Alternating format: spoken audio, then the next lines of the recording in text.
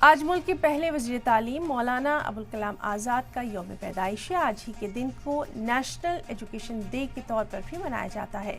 مولانا ابوالکلام ایک عظیم مجاہد آزادی، دانشور اور ہندوستان کے پہلے وزیر تعلیم تھے۔ مولانا ابوالکلام کی پیدائش 11 نومبر 1988 کو مکہ میں ہوئی۔ بعد میں ان کا کنبہ بھارت میں بس گیا۔ بچپن سے ہی بے حد ذہین مولانا آزاد نے عربی، فارسی اور اردو زبان میں گہری دلچسپی لی۔ اپنی شروعاتی تعلیم گھر پر ہی انہوں نے حاصل کی، ساتھ ہی اسلامی تعلیم کے ساتھ ساتھ سائنس اور کلچر جیسے جدید شعبوں پر بھی انہوں نے ریسرچ کی، جو کہ بعد میں ان کی وسیع سوچ کی بنیاد بنا۔ مولانا ابوالکلام آزاد کا ہندوستان کی جنگ آزادی میں بیش قیمتی تعاون رہا ہے۔ انہوں نے اپنے قلم اور خطاب سے برٹش حکومت کے خلاف آواز اٹھائی اور لوگوں میں آزادی کی سوچ اور جذبے کو پیدا کیا۔ مولانا آزاد نے الہلال اور البلاغ جیسے اخباروں کے ذریعے لکھا۔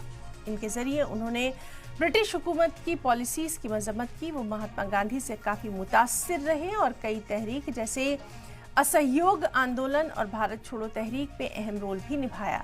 ہندوستان کی جنگ آزادی کے بعد مولانا آزاد کو بھارت کے پہلے وزیر تعلیم کے طور پر تقرر کیا گیا۔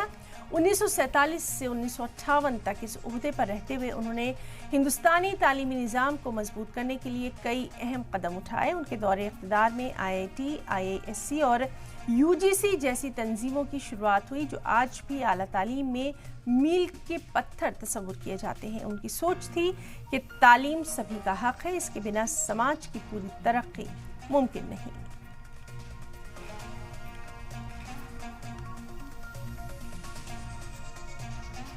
تو آج ملک کے پہلے وزیر تعلیم مولانا ابوالکلام آزاد کی یوم پیدائش ہے۔ آج ہی کے دن کو نیشنل ایجوکیشن ڈے کے طور پر بھی منایا جاتا ہے۔